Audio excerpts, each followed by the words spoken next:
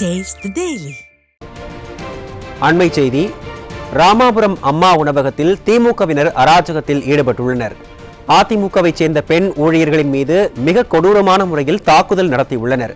இதையடுத்து நீதி கேட்டு அதிமுகவை சேர்ந்த அம்மா உணவக பெண் ஊழியர்கள் தர்ணா போராட்டத்தில் ஈடுபட்டுள்ளனர்.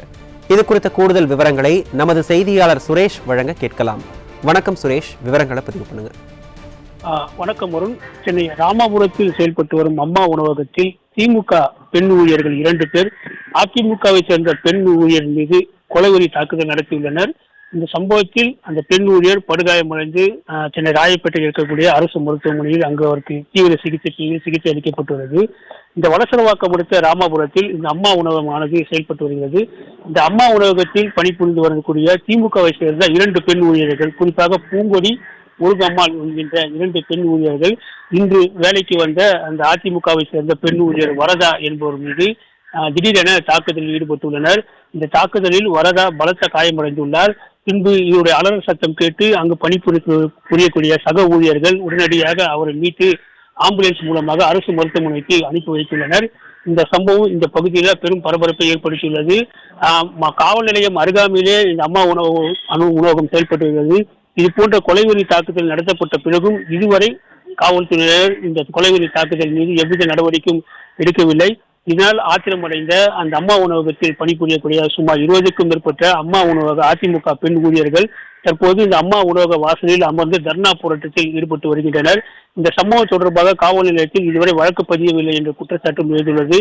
கடந்த 2 நாட்களுக்கு முன்பாக இதே அம்மா உணவகத்தில் ஆட்டோவில் வந்த ஒரு மர்ம நபர் கையில் ஆயுதங்களுடன் உள்ளே அம்மா உணவகத்துக்குள் நுழைந்து அங்கு இருக்கக்கூடிய சமையலறை பூட்டை உடைத்துவிட்டு அங்கு பணிபுரியக்கூடிய அந்த அதிமுக பெண் ஊழியர்கள் மீது தரக்குறைவான வார்த்தைகளை பேசிவிட்டு சென்றுள்ளார்.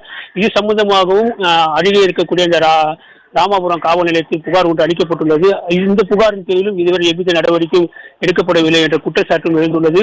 தொடர்ந்து இந்த திமுகவை சேர்ந்த இந்த பெண் ஊழியர்கள், குறிப்பாக அந்த பூங்கொடி, முருகம்மாள் இருவர்கள் மீது சட்டப்படி தகுந்த நடவடிக்கை எடுக்க வேண்டும், துறை ரீதியான நடவடிக்கை எடுக்க வேண்டும். இல்லை என்றால் தொடர்ந்து எங்களது தர்ணா போராட்டம் நீடிக்கும் என அதிமுகவை சேர்ந்த பெண் ஊழியர்கள் தெரிவித்துள்ளனர்.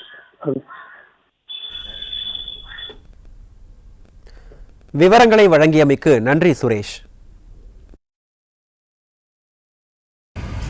நான் டிஃபன் சாப்பாடு நான் தான் கொடுப்பேன் அப்படின்னாங்க. நான் சொன்னேன், இப்போ சாப்பாடு அவங்க வரதான்றவங்க கொடுக்கட்டும், மத்தியானம் வந்து நீங்கள் கொடுங்க, நாளை காலையில் டிஃபன் மாற்றி நீங்களே கொடுங்க நான் சொன்னேன். அந்த சொன்னதுக்கு அப்புறமா தான் அவங்க அடித்தாங்க. நான் தான் டிஃபன் கொடுப்பேன் அப்படின்னு சொல்லிட்டு எந்த வேலையும் செய்யலை. அவங்க 5:15 வந்தாங்க.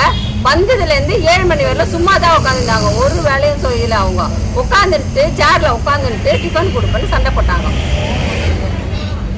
ஒரு ஃபோன் ஒன்று வந்துச்சு, எங்கேருந்து வந்ததுன்னு தெரியாது. அதுக்கப்புறமா தான் இந்த நடவடிக்கை அவங்க எடுத்தாங்க, அடித்தாங்க.